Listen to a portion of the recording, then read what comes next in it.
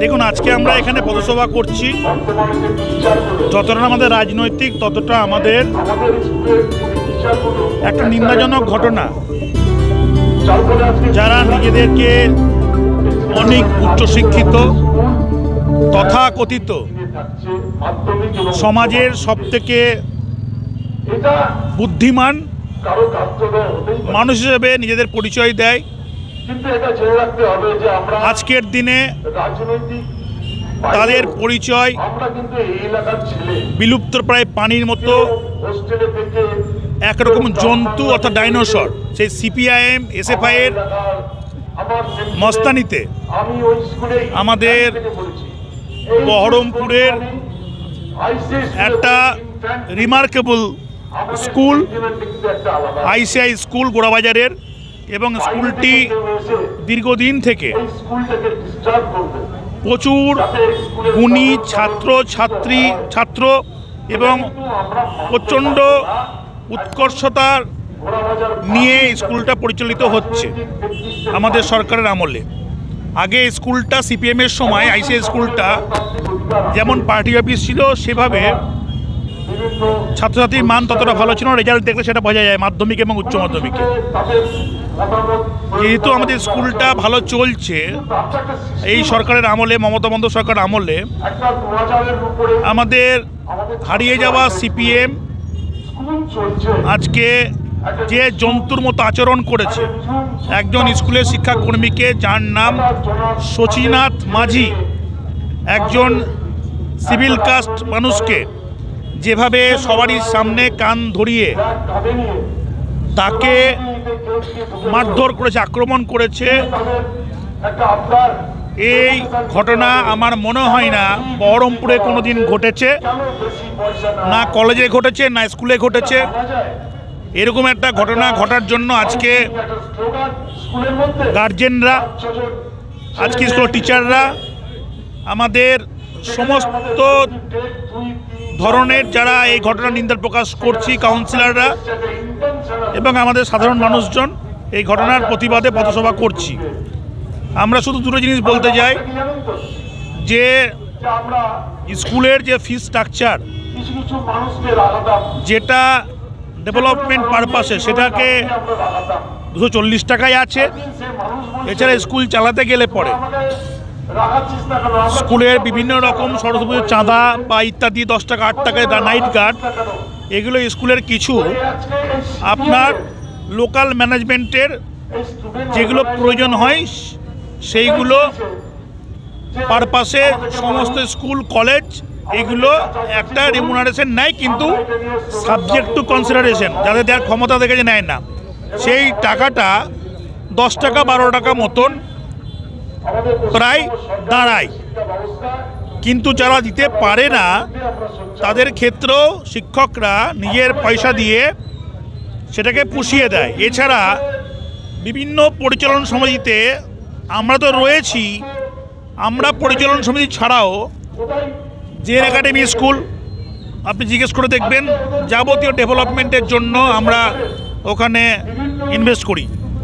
CCTV হোক, আপনার auditorium হোক। আইসিআই স্কুলে গত 1 বছর আগে আমি প্রচুর কম্পিউটার কিনে দিয়েছি। বিপ্লব ছিল, দমদা ছিল আমাদের পরিচালন ব্যবস্থায়। জিটিআই স্কুলে একাধিক কাউসার আছে আমাদের টিচার, ওখানে পার্ক বানানো থেকে আরম্ভ করে সব আমাদের মিউনিসিপ্যালিটির কন্ট্রিবিউশন আছে। কারণ আমরা মনে করি স্কুলগুলো এই বহরমপুর শহরের পরিকাঠামো, কারণ এগুলো সভ্যতার একটা পরিকাঠামো, যেখানে মানুষ সভ্য হয়, পড়াশোনা শেখে, এবং সেখানে আমরা কিন্তু কোনো পলিটিক্স দেখি না। কারণ যদি সেইভাবে দেখতে চাই, স্কুলে বেশিরভাগ টিচার এখনও পর্যন্ত বেহাল তবিয়তে এবিটিএ করে, সংগঠন করে, সিপিএম করে, সব কিছু করে।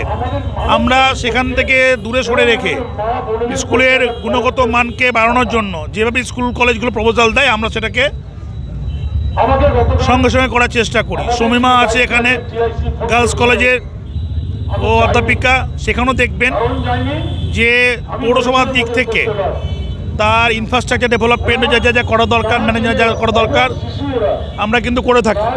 কিন্তু এই সিপিএমের এই আচরণ, এই যে আজকে স্কুলের এই যে আমাদের আইসিআই স্কুলের ওপর এটা এই আচরণে ধিক্কার জানাই এবং একটা সমস্ত মানুষের কাছ থেকে জনবিচ্যুতি যাদের ঘটছে, এবারও যাদের ভোটের সংখ্যা প্রায় 11-12%,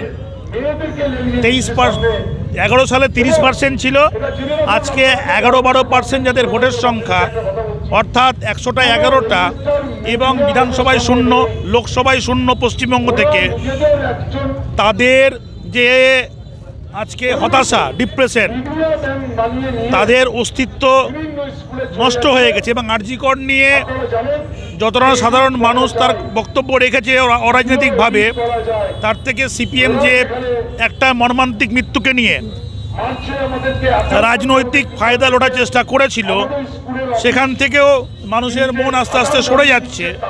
এই সব কিছু নিয়ে আজকে লুপ্তপ্রায় সিপিএম যে ভ্যান্ডালিজম তৈরি করছে একটা শিক্ষা প্রতিষ্ঠানে, সেটার বিষয়ে আমাদের নাগরিক প্রতিবাদ। এবং আমরা বারবার বলতে চাই, 34 বছর ধরে যে রক্ত সংগ্রহ করা, অর্থাৎ মানুষের রক্ত ঝরিয়ে যে শাসন ব্যবস্থা সিপিএম প্রতিষ্ঠা করেছিল, তাদের শরীরে বা তাদের যারা লিগ্যাল হেয়ার আছে, তাদের বাবা মারা সিপিএম করতেন, তাদের বাচ্চারাও সিপিএম করছেন। এই যে সিপিএমের যারা রক্তচোষা পরিবার, ক্ষমতা ভোগ করা পরিবার, এই পরিবারের যারা বংশধর রয়েছে, তারা যেভাবে বিভিন্ন রাস্তাঘাটে, বিভিন্ন স্কুল প্রতিষ্ঠানের মতো জায়গায়ও যে ন্যক্কারজনক ঘটনা ঘটাচ্ছে, সেটা কিন্তু ঠিক হচ্ছে না।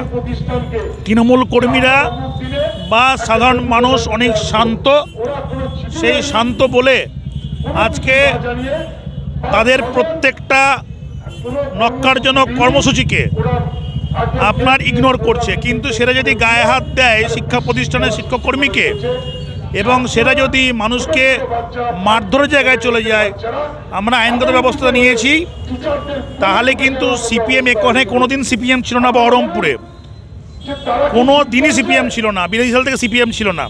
তাহলে সিপিএমকে ভাবতে হবে তাদের অস্তিত্বহীনতা আজকে কোন জায়গায় দাঁড়িয়ে আছে।